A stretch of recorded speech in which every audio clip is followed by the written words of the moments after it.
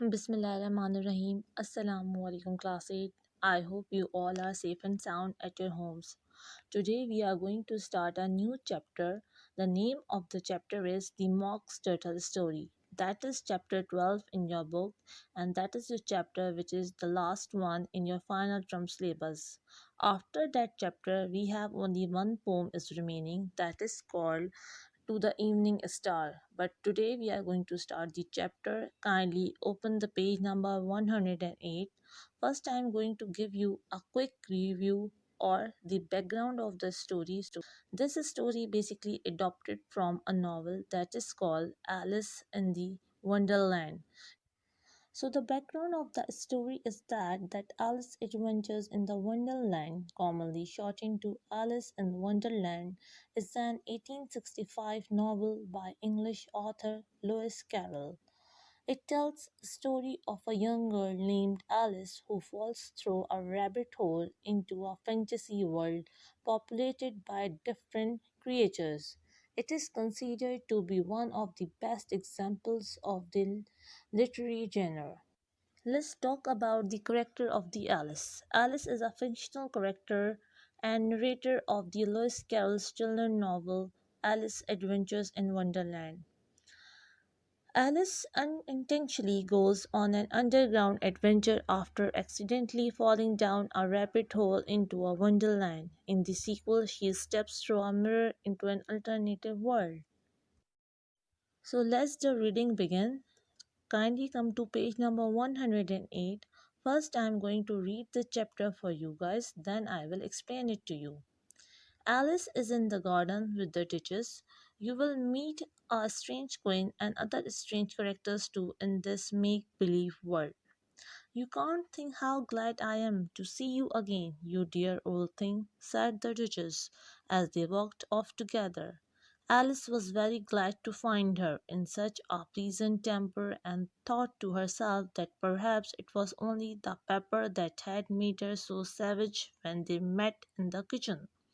When I am a Duchess, she said to herself, not in a very hopeful tone, though I won't have any pepper in my kitchen at all.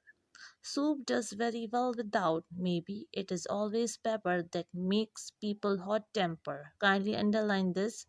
She went on up very pleasant at having found out a new kind of rule, and vinegar that makes them sour, and chamomile that makes them bitter, and the barley sugar and such things that make children sweet tempered.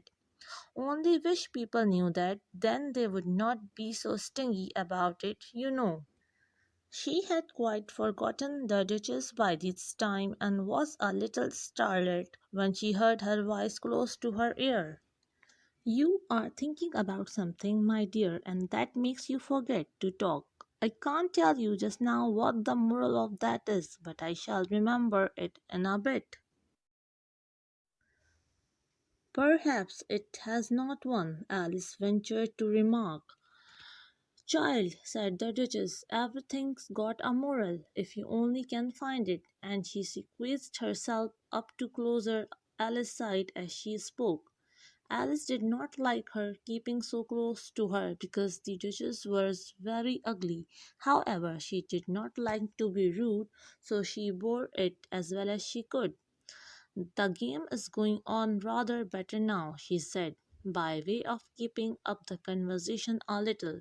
You guys can see the picture which is given below on page number 109.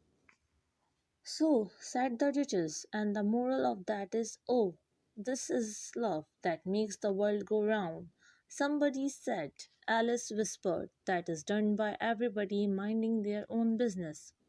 Oh, well, it means much the same thing, said the Duchess, and the moral of that is, take care of the sounds, and the sounds will take care of themselves.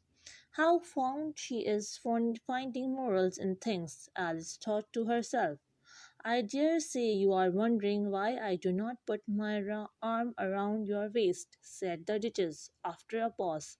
The reason is that I am doubtful about the temper of your flamingo, that is the name of the bird. Shall I try the experiment?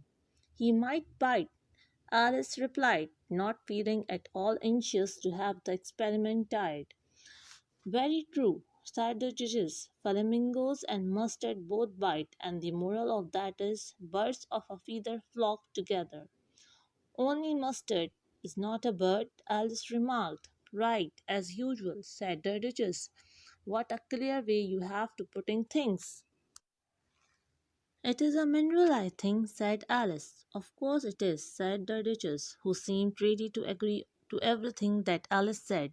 There is a large mustard mine near here, and the moral of that is the more there is of mine, the less there is of yours. Oh, I know, exclaimed Alice, who had not attended to this last remark. It's a vegetable. It doesn't look like one, but it is. I quite agree with you, said the Duchess, and the moral of that is be what you would seem to be, or if you had like it to put more simply, never imagine yourself not to be otherwise than what it might appear to others that what you were or might have been was not otherwise than what you had been would have appeared to them to be otherwise. I think I should understand that better, Alice said very politely. If I had it written down, but I cannot quite follow it as you say it. That is nothing to what I could say if I choose, said the Duchess, replied in a pleasing tone. Pray don't trouble yourself to say it any longer than that, said Alice. Oh, don't talk about trouble, said the Duchess. I will make you a present of everything I have said as yet. A cheap sort of present, thought Alice. I am glad people do not give birthday presents like that. But she did not venture to say it out loud. Thinking again, the Duchess asked. I have a right to think, said Alice sharply, for she was beginning to feel a little worried. So, student, that was the reading of the page number 108 to 111. Now it's time for the explanation. After the explanation, I will give you the home assignment. In these particular lines, the Duchess is friendly so long as she thinks that Alice is listening to her. And she thinks that Alice is not, she is not interested in Alice after having someone listen to her. Her insists that everything has got a moral, while being unable to remember any makes it clear that her viewpoint about moral is ridiculous. In fact, Carol uses the Duchess to mock those who are always moralizing to children, but for the way they intrude on children's life. The Duchess tries to find a moral in everything in much the same way that Alice tries to understand her environment in terms of cause and effect. The Duchess remarks that everything got a moral if you only can find it. Her statement shows that Alice understanding that everything she encounters should result in a lesson of same kind. Alice fails to understand to recognize that her perception with rules resembles the Duchess with moral. So, students, that was the first part of this story where the Alice was met with the Queen and the Duchess. Now, let's proceed towards the next and the last part of the story where Alice soon came upon with a griffon animal, and now they were talking with each other. Page number 114, line number 1. Queen walked off, leaving Alice alone with the griffon. Alice did not quite like the look of the creature, but on the whole, she thought it would be quite as safe to stay with Attis to go after the savage queen, so she waited. The griffon sat up and rubbed his eyes. Then it watched the queen till she was out of the sight. Then it chuckled. What fun, said the griffon, half to itself, half to Alice.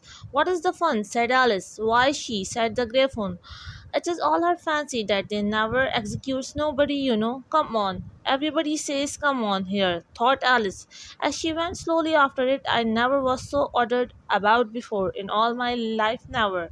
They had not gone far before they saw the mock turtle in the distance, sitting sad and lonely on a little ledge of rock, and as they came nearer, Alice could hear him sighing of his heart would break. She pitied him deeply. What is his sorrow? She asked the griffon, and the griffon answered very nearly in the same words as before. It is all his fancy, then he has not gone to the sorrow. You know, come on. So they went up on to the mock turtle, who looked at them with large eyes full of tears but said nothing. The Gryphon said, "She wants for to know your history. She do. I will tell it her," said the Mock Turtle in a deep, hollow tune. "Sit down, both of you, and don't speak a word till I have finished." So they sat down, and nobody spoke for some minutes. Alice thought her to self, "I don't see how he can ever finish if he doesn't begin." But she waited patiently. Once said the Mock Turtle at last, with a deep sigh, "I was a real turtle."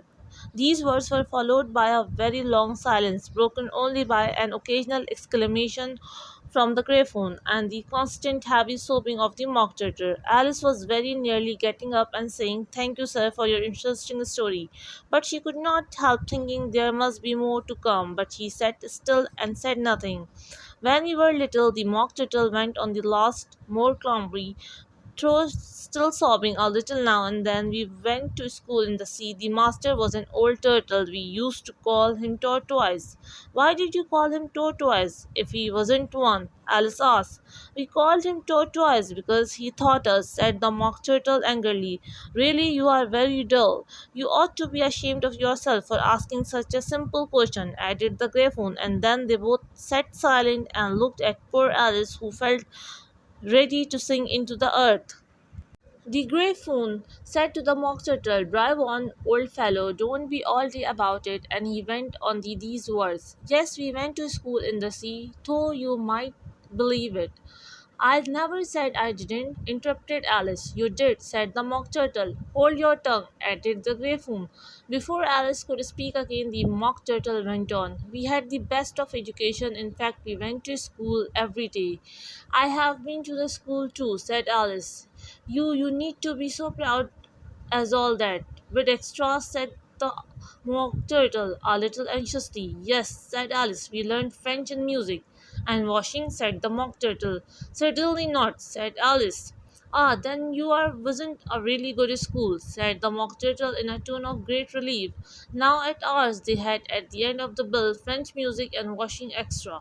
"You could not have wanted it much," said Alice, living at the bottom of the sea. "I could not afford to learn it," said the Mock Turtle with a sigh. "I only took the regular course." "What was that?" inquired by Alice. "Reeling and writhing, of course, to begin with," the Mock Turtle replied, "and then the different branches of arithmetic, ambition, distraction, uglification, and distortion." "I never heard of uglification," Alice ventured to say. "What is it?" The Gryphon lifted up both at paws in surprise. "Never heard of uglifying!" it exclaimed. "You know what to beautify is, I suppose." "Yes," said Alice doubtfully. "It means to make anything prettier." "Well, then," the Gryphon went on, "if you don't know what to uglify, you are a simpleton." Alice did not feel encouraged to ask any more questions about it, so she turned to the Mock Turtle and said, "What else had you to learn?" "Well, there was mystery," the Mock Turtle replied, counting off the subjects on his flappers: "mystery, ancient and modern, with geography, and then drawing. The drawing master was old Conger Eel. He used to come once in a week. He taught us rolling, stretching, and fainting in coils." "What was like that?" said Alice. "Well, I can't show it to you myself," the Mock Turtle said. "I'm too stiff, and the Gryphon never learned it." "Had not time," said the Gryphon. "I went to the classical master, though. He was an old crab, he was." "I never went to him," said the Mock Turtle. "He thought laughing and grief, they used to say." So he did," said the Gryphon, sighing his turn, and both creatures hid their faces in their paws. "And how many hours a day did you do the lesson?" said Alice, in a hurry to change the subject. "10 hours the first day," said the Mock Turtle, "9 the next, and so on." "What a curious plan!" exclaimed Alice. "That's the reason they are called lessons," the Gryphon remarked, "because the lesson from day to day." This was quite a new idea to Alice, and she thought it over a little before she made her next remark. "Then the 11th day must have been a holiday." "Of course it was," said the Mock Turtle. "And how did you manage on the 12th?" Alice went on eagerly. "That was enough about lesson. That is," the Gryphon interrupted in a very decided tone. "Tell her something about the games now." So, class 8, today we have completed our stories, and I hope that all my students have understood that story. If you have any confusion, so you may ask.